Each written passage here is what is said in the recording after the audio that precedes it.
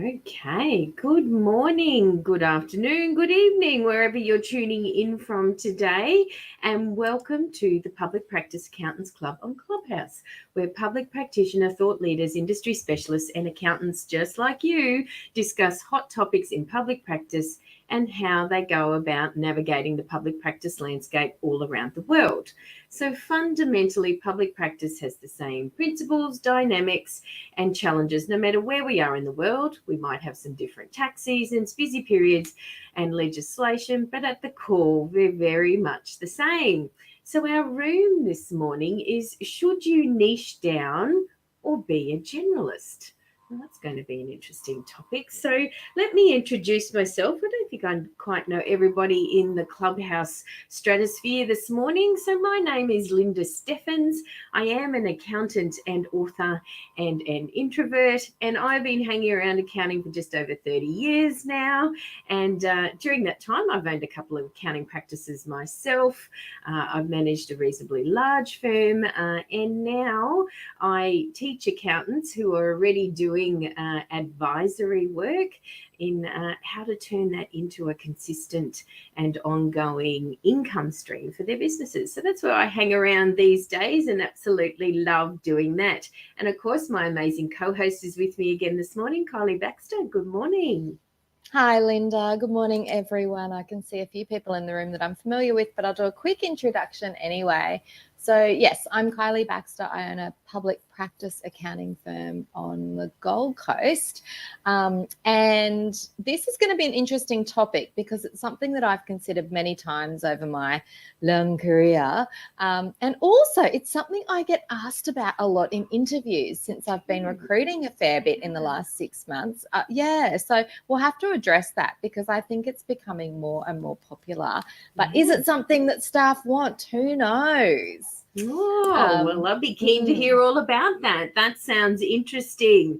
And so, for those of you that are listening in on Clubhouse, or if you're out there listening in LinkedIn or Facebook, where we're streaming this live as well, please let us know where you're tuning in from. Tell us where you're listening from, because we'd love to be able to say hello.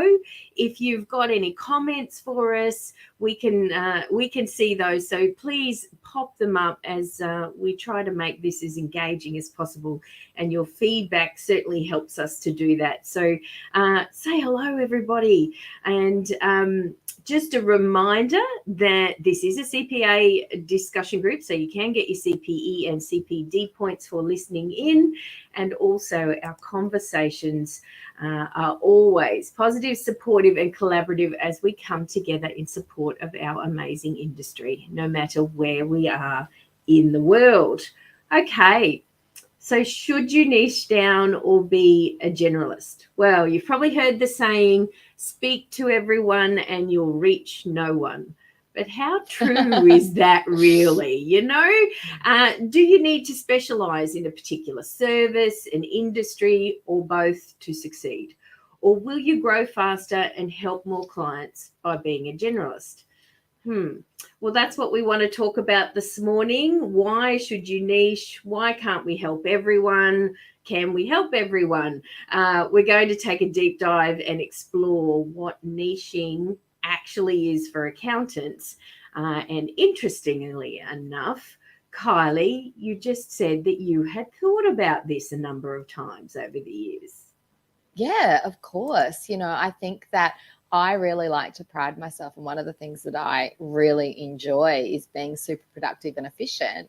And specialization or niching, that's the aim, that is what you get out of doing those things. So I've definitely considered it over, the last 15, 20 years. Yeah. But I think for me, it's about weighing it up at that point in time. And I think it is something that you have to keep coming back to, especially as your career evolves, and so does your business, goes through those business growth cycles. But yes, absolutely. I think niching or specialization can possibly be the answer if you work through it in the right form.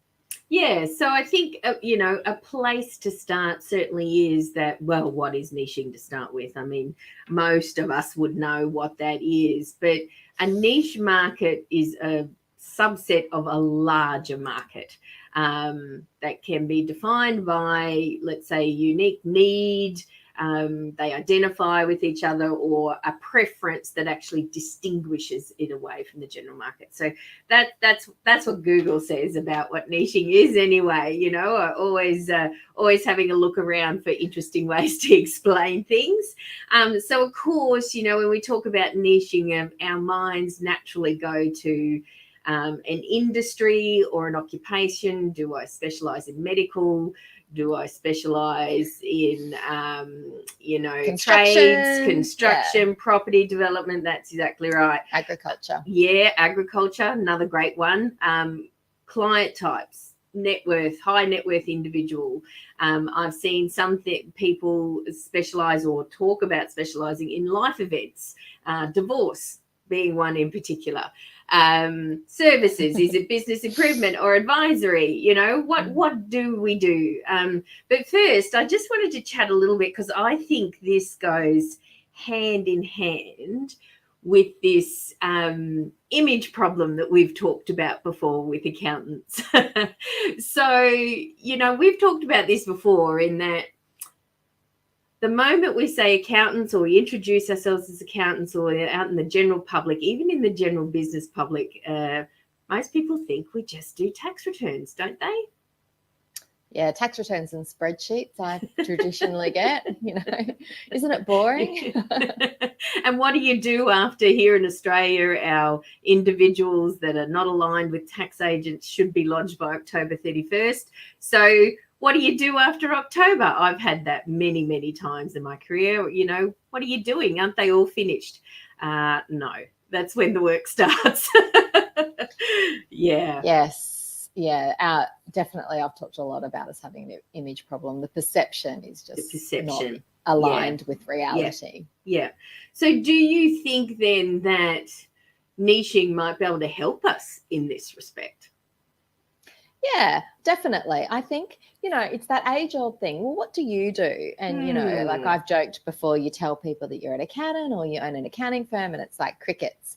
You want to say a fun job, or, something more exciting than that. Yeah. But I think really when you tell people what you do, generally everyone will come up with their own line. If you say, I own an accounting practice that specializes in medical, just to say, it's so much easier to do all of the things that you want to do, particularly in a networking environment, because people immediately understand, oh, you deal with medicos, that's not me. Yeah. Or, oh, okay, so if you only deal with medicos, you must really know your stuff. Yes. There's a real it's a perception change, basically. Yeah. So what do you think? So when I talk to accountants about niching, and particularly, and we've talked about marketing before for accountants, and effectively that's partly what niching is. It's certainly a marketing exercise, because underlying it, niching does not mean that that's all that you do. So if you do, we've been using medical, so we'll stick with medical.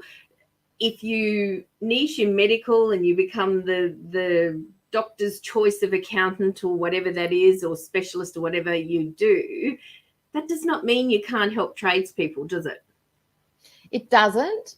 No, it doesn't at all. But I think for the most, the best outcome for your firm for specialization, you do really try and minimize it as much as possible. So, you might go with construction and only do construction. But if one of those construction clients also has, another half or another business that's in this area, you don't turn that work away. Of course you would do it. It's just that the majority of your work would be construction, because the more you do, the more you know, the more efficiencies can be found by just doing that same task over and over and over and becoming familiar with that particular area of law. So exactly. While you wouldn't not take on additional work, particularly if it came within the family group, you wouldn't be out there sourcing it necessarily, because the efficiencies don't lie in that space.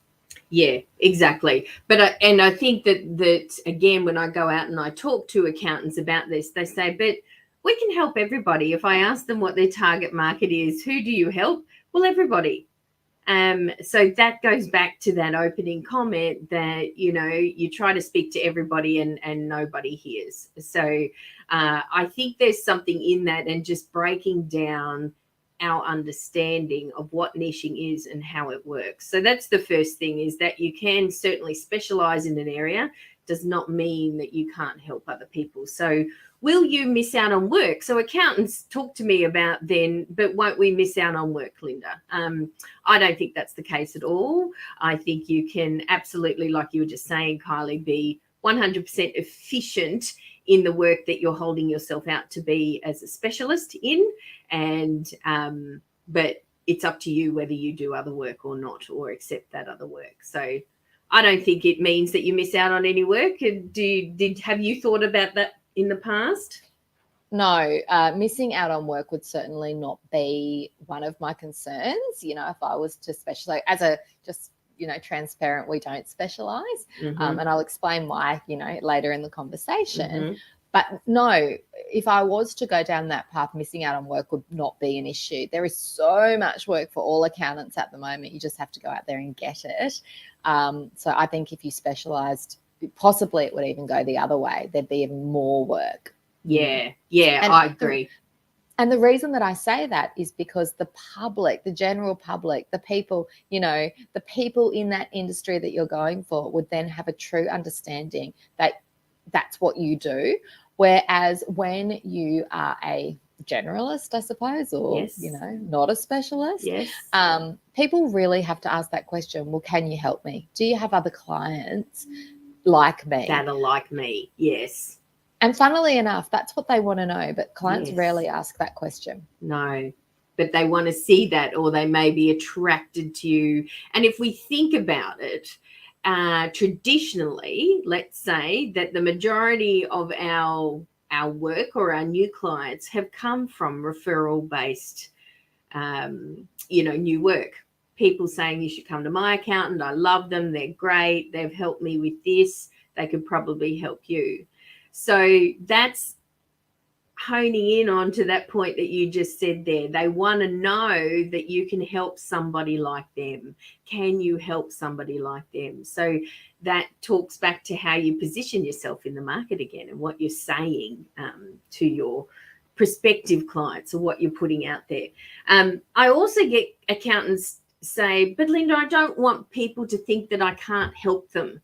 I don't want to turn them away. You know, I feel like I'm being, arrogant's the wrong word, but I feel like I'm isolating people, or, you know, that I only work with this one group. I don't want to do that. What would you say to that, Kylie?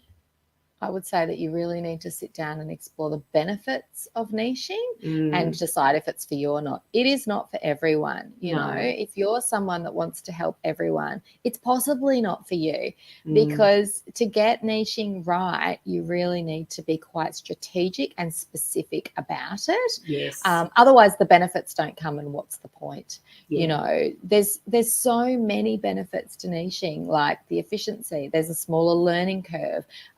Expenses can be lower because we're subscribing to less things and becoming more expert in them of our own accord, rather than having to take on training for a lot of things. You know, so I think it's really about exploring all of those benefits and seeing whether that outweighs the desire to help everyone, and recognizing that you can help more people in this particular field. Yes. And it's best that other people go to other accountants. Yes. And so there certainly is an argument, right, that with our tax systems, as complex as they are, and all of the things that we need to be across and help clients with, that'd have to be a big plus, wouldn't it? I mean, as a practitioner, to think, oh, you know, I know my stuff here. I feel confident in what I'm doing. I can leave some stuff out. Yeah, I think so. I think really we're in a difficult profession, you know, as many service-based professions are. There's so much you need to know. It's constantly evolving and changing. I think niching would really work for someone that was quite anxious about that, because it offers that extra level of protection or security to go, out of this, million things that I need to know, now I've decreased that to about 275. Yes. Like it really pulls it down. Is it only that many? Well, probably not. But you know what I mean? Like it basically cuts out the noise. That's what I would say. Yes. Niching allows you to cut out the noise. But like all professionals would do, of course, if they weren't totally confident and competent in what they're doing, they would get third-party assistance. Yeah. So I think I've written down just in my notes that really the facts about niching are that there is a lot of noise in the market, and business owners are constantly bombarded. We're all constantly bombarded with information, and I can help you here, I can help you there. So there's a lot of noise around that. And realistically, from a business owner's point of view, most accountants and accountants' websites pretty much look the same. There's not a lot of differentiation there, is there? Mm-mm. No. Not at all. In fact, I haven't invested in my website. This is a terrible confession in such a long time, because I just don't see the benefit of it. It's so similar to everyone else's. Really, it just drives people to us to contact us anyway. Yeah, right. Interesting. And I know that that's totally not what people recommend. They recommend a good website and good this, and it helps with SEO and blah. Like, we have no problems getting clients, and my website is, oh my good, like 15 years old. Isn't that embarrassing to say that out loud? It's a good cost saving, perhaps, Kylie. If ever I went, I need to build up, I need to do it. Of course you would. That's where you go. I know that. But yeah, there you go. But I think, and then, the fact that we do all look the same, that's a very good point. What's the point of the website then, really, But I suppose if you had considered niching, that would certainly be the place that you'd be all over. Differentiating your practice yourself and, looking at that. Yeah, I think niching works really well as far as advertising those services on places where your people hang out. So you need to figure out whether they're website people, whether they're social media people, whether you need to go to their trade organizations. But that is the benefit, because when you go, I'm just going to do a type of client, then you only need to worry about how those people think, where those people hang out, all of those sorts of things. Whereas generalist or, non-specialist accounting, it's like, well, they're everywhere. So I'll just put up a website and I'll do a bit of social media and they'll come. That's it. And I think the thing is, another sort of pro, I think, for niching is that, our business owners are becoming more savvy and smart these days. And to be honest, they're really just thinking about it themselves, which is important. So when they see someone doing some great things in a niche and being celebrated for it, I think most people want to be a part of that. They want to join in the ride. And how can that apply to their business? I might not be right in that niche, but maybe this person can help me. Gee, they're getting good reviews, or there's lots of stuff that people are talking about them. And I know that I've been asked before because I have niched in the past, and, that I specifically just help accountants with certain things. And so I've had other business owners come to me and say, oh, look, I know you only work with accountants, but I think you could really help my business.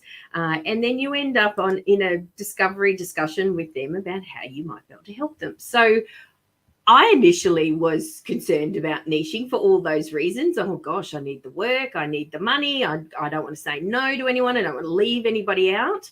But the moment that I niched into accountants, it was the other work then that I had some great conversations about. So I think, I'm walking proof that what we generally think about niching doesn't happen. So, I can attest to that.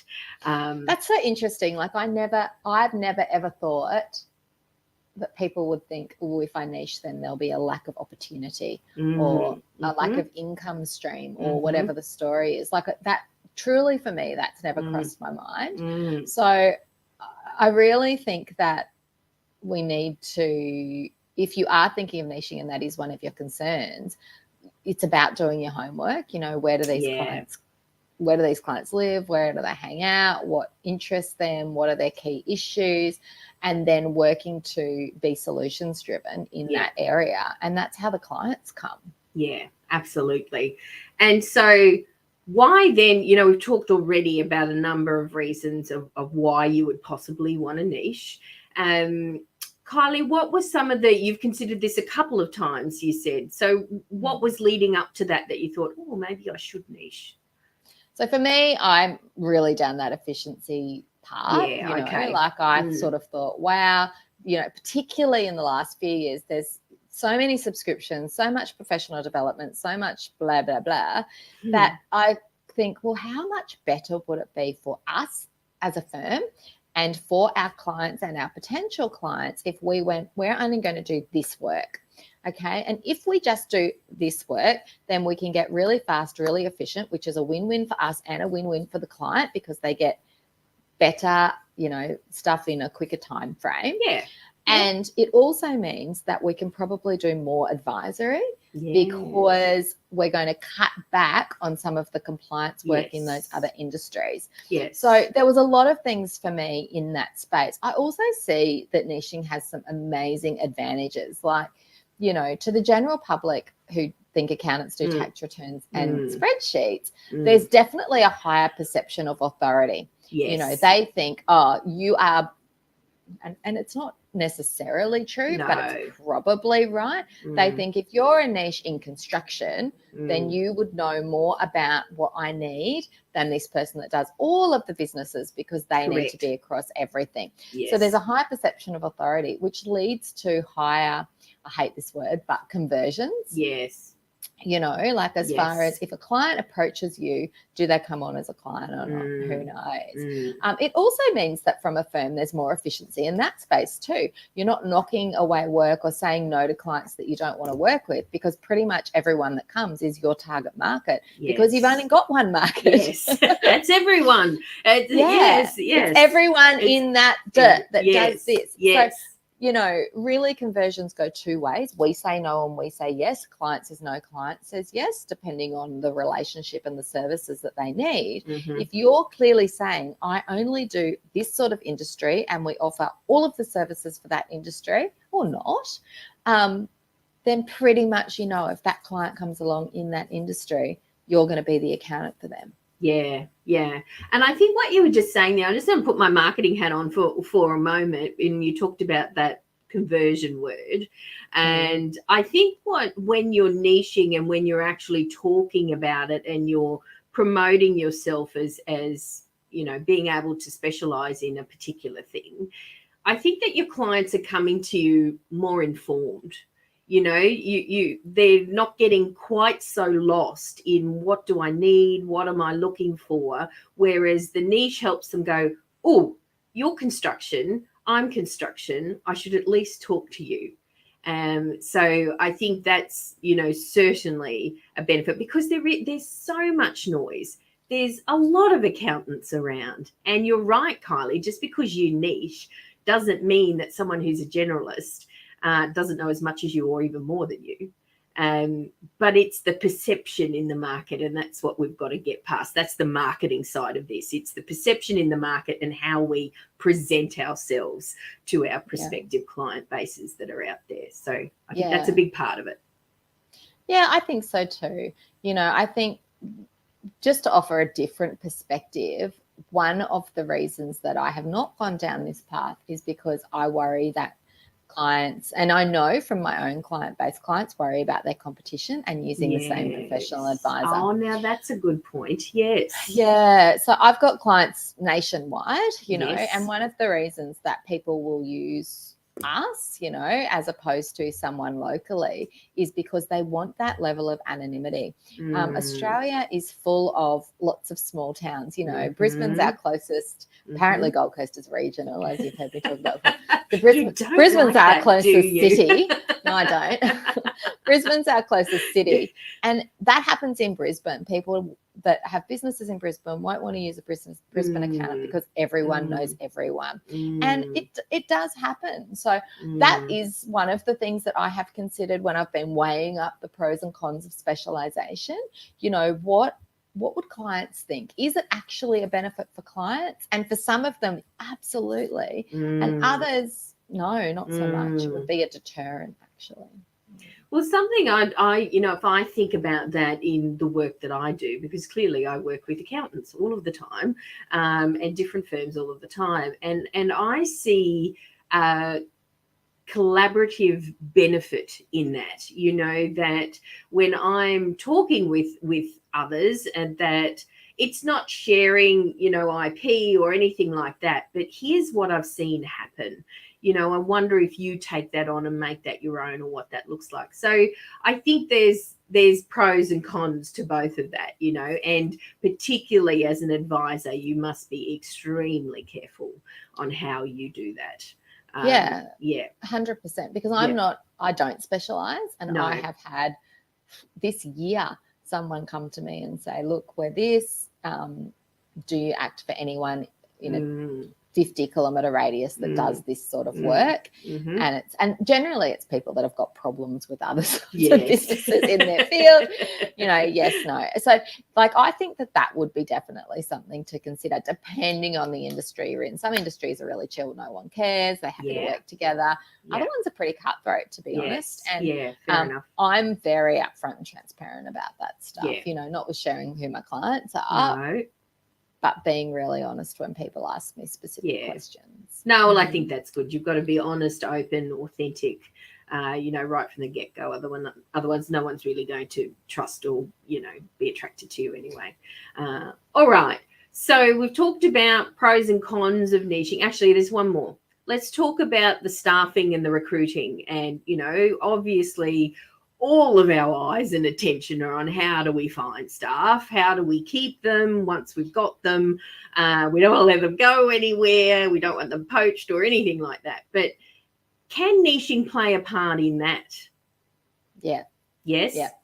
I've been super surprised. Like, I cannot tell you the number of interviews that I've done over the last 6 months. Like, I basically should, you know, add that to my task management in my time blocking, because that's how much time it's taken. You do more than spreadsheets, do you? It surprises me too, Lynda. It surprises me too. But actually, I reckon half of those professional staff members that I have interviewed would have asked me whether we specialise or not. Interesting. And the first few times I just sort of said no and fobbed it off. And then I sort of thought, I'm going to ask people why they're asking me these questions. It's partly my fault because I make people ask me questions. but like, I just sort of wondered what was driving that. And it turns out that there's this underlying perception, certainly from the people that I interviewed, that niching is boring. From a staffing level. I don't want to get stuck. We know that this next generation of accountants are less loyal than other people have been in the past, which is not a bad thing. They're just looking to really develop their career. And one of the ways they think that developing their career comes best is by trying lots of different kinds of firms. Interesting. Which we know, like, it's a conversation for another day. We know that has pros and cons. You look at a CV, they've got 5 years experience, 4 firms. It's like, what are you doing? But that's how they're developing. And they're worried that if they get pigeonholed, and that's a term that I've heard a couple of times now, pigeonholed in a firm that just does construction, so to speak, then they'll find it really difficult to get another job. Or they might not even like that specific niche part of tax law. So for me, like, I know I don't like agriculture. As soon as I have to do anything with horses, cows or sheep, I'm like, it's a mind block. I don't want to do it. I'm going to have to ring and ask the client what a yearling is. Like, this is embarrassing, you know. Like, it's just one of those things. So I completely get that, and you should only do what you do. But there's this underlying perception that A, it's boring, and B, they'll get stuck and won't be able to get out. Isn't that interesting? I found it fascinating, but also quite valid. Like, I sort of put myself in that, you know, 5-year experience bucket and went, I get that. Yeah. I totally get that. So is that then, I suppose, playing into that is if you wanted to niche or think that there's some, advantages for you in niching, that it has to do with how you lead that perception internally and how you communicate why we're niching, what that's about, and particularly that, yes, we niche, that's to service a particular part of an industry or a profession or whatever that looks like. But of course, we do all of this other work, But, well, not everyone does do all of the other work. Yeah, that's true. That's okay. the thing. I think as we sit right now, and this is a great question for you because you deal with a lot of accounting firms. If you look across all the accounting firms you deal with, what percentage would have specialised? Oh, minimal. Small. Small. And that's what the employees are seeing as well. Yes. So if I go and specialize in this, where do I move to? There's no one else, or there is someone, but they're blah blah blah. Yes. Like it really decreases their pool of opportunity. Yeah, And I would say that it would be potentially more difficult to recruit if you specialized. So I suppose then is the conversation or the question, is niching all in or not? So, where is it? Like, do you go all in with a niche? Do you go part way? Well, can you even go part way with a niche? I don't know. No, that goes against the terminology. Yes. Yeah, it does, doesn't it? So it's like, what does that look like? Because that's a very interesting side of things, and something that you would need to consider. So has that played a role then in your decision not to go down the niche part, Kylie? No. I only actually discovered that in the last 6 months when I've spent half my time doing interviews. Okay. No. Really, for me, the biggest reason and the number one reason that we will not niche, and never say never, but it's highly unlikely, is because we're too far down the garden path now.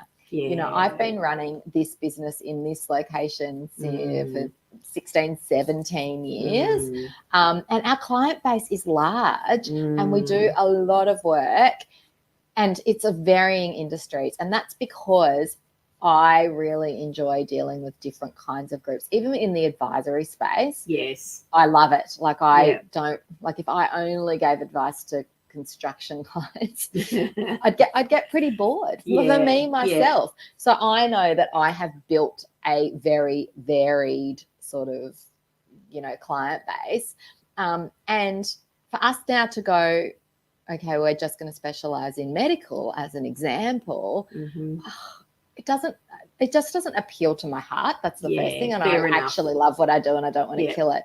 But secondly, I'm an all-in person. So if you don't laugh, like you know that about me. I know that about you. Like I'm an all-in person. So if I'm going to do something, like we're going to do it 110%. And but the word specialization means you're a specialist at that thing. Yes. How can you go, we'll specialize in medical now? And what, I just start gathering medical clients? Do I have to kill my other clients off? Like what happens here? How does that even work in your head? I think this is an awesome thing to consider if you're a startup. There's where I was going to go. Yes. Or if you're reframing and directing your practice. Yes. I think too, we see a lot of practices reframing, succession, whatever that looks like. And, we see perhaps partners or directors split away from larger practices. That certainly might be a time when you might want to consider niching in your career, or that startup phase, I think, to be able to differentiate yourself as well. I think they're two very good times. And just because you niche does not mean you have to continue niching. You can stop, right? Yeah. I guess. At any point in time, I think that's the thing. It's just changing the marketing. Okay. So if someone wanted to niche, how do we go about this? I think the thing is again, we come back to planning. We've got to actually think about why you want to do this. And that's what a lot of your thought pattern around niching has been about, why you do what you do, hasn't it really, Kylie? Yeah.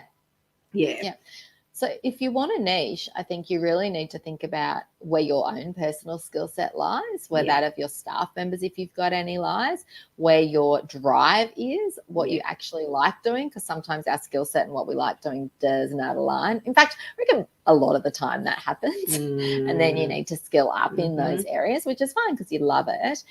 The other most important thing is there a market here? Yes. You know, yes. like, I don't know necessarily that you'd be able to specialize in, I don't want to be offensive, but I'm just going to pick one, hairdressing. Yes. Because traditionally those clients, you know, their records are not the best. They're low revenue sorts of clients, those sorts of things. So is there a market for that? Can you make that as profitable as if you chose agriculture? Yes. You know, like you really need to give a lot of thought about exactly what you're doing. Now, that said, I think that it would be easier to choose an industry that had several businesses under it. Yes. Pick professional services, for example. Yes. Accountants, lawyers, doctors, yes, engineers, yes. All of those people. Like if I was going to specialize, here's me giving away my IP. But if I was going to specialize, that's what I would do, because there's a lot of different groups underneath one umbrella. The law doesn't change greatly over those groups. Like you're pretty much dealing with the same sort of issues, PSI, you know, partnership profit distributions, blah, blah, blah now, all of those sorts of things. Yes. But then I sort of think, well, why would you even do that though? Because you've still got to be over a lot of stuff. Well, that's another argument for I've seen people think about or toy with the idea of being specialists in divorce.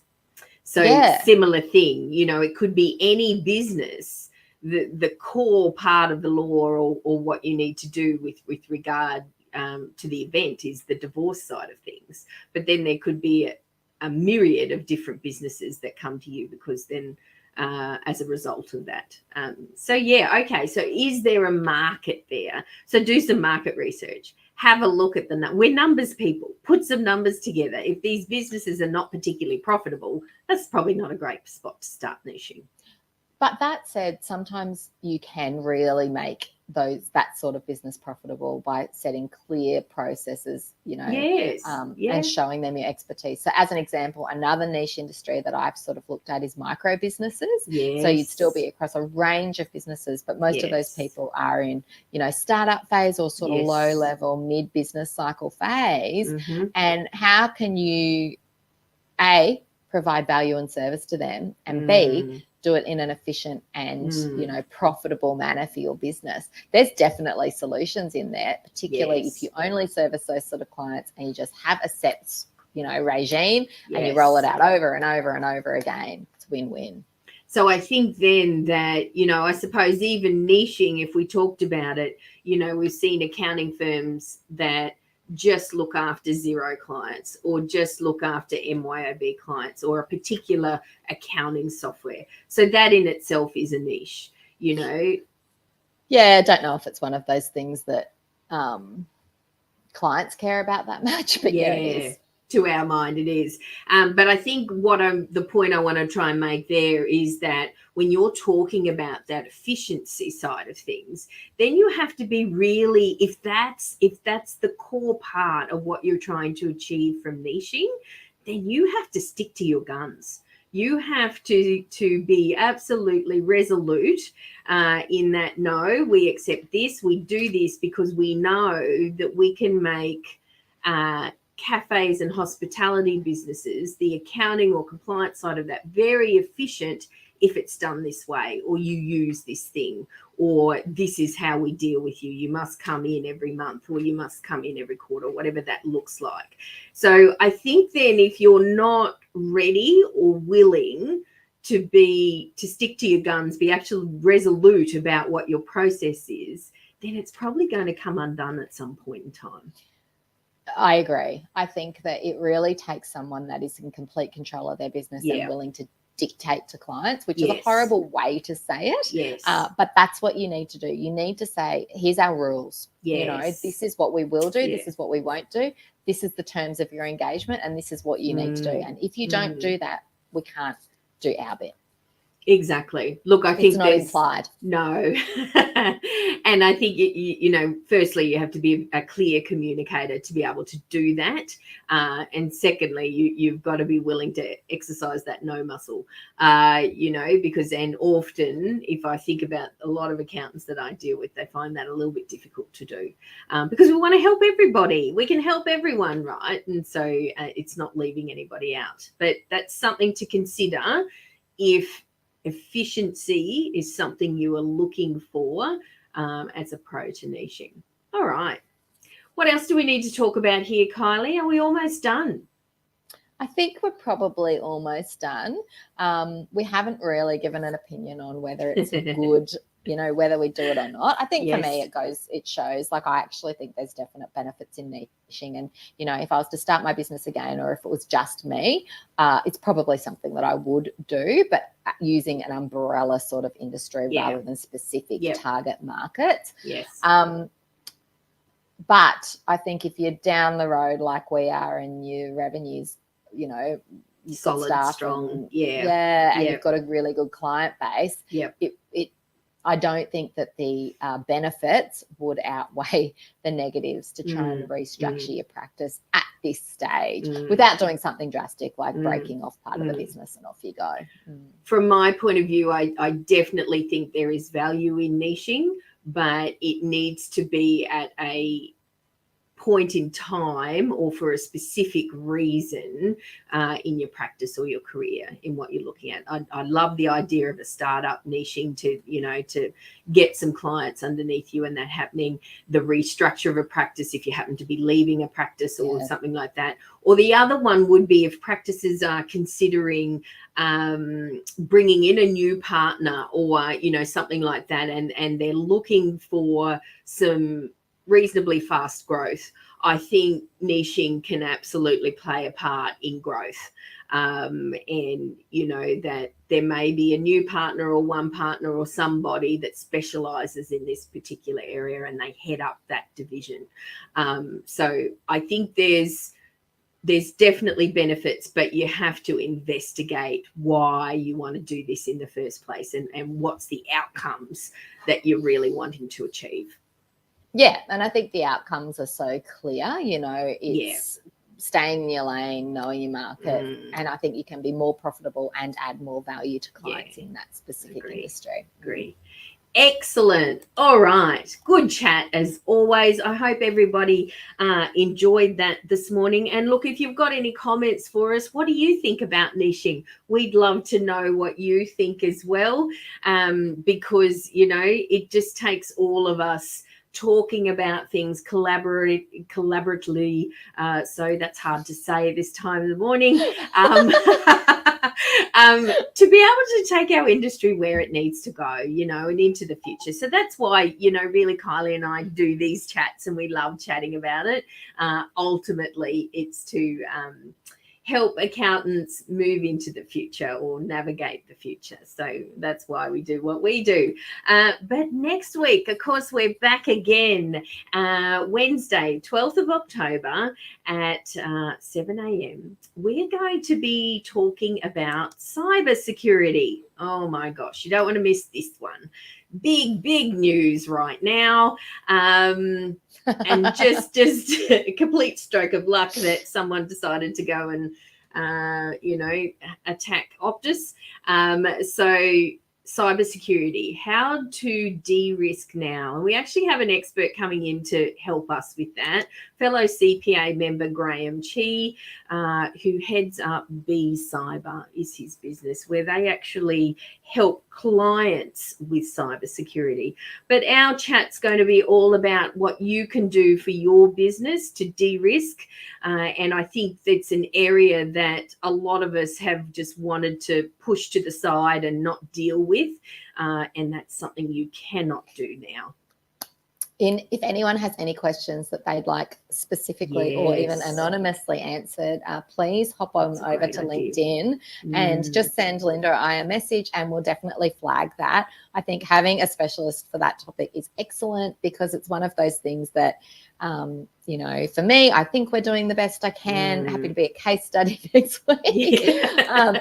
But you just never know, because it's one of those areas that's constantly growing, constantly evolving. I feel like as accountants, we're just chasing our tails trying to stay on top of it. So anyone has any specific questions, shoot us a message over on LinkedIn and we'll make sure we get it responded to next week. Absolutely. Great tip, Kylie.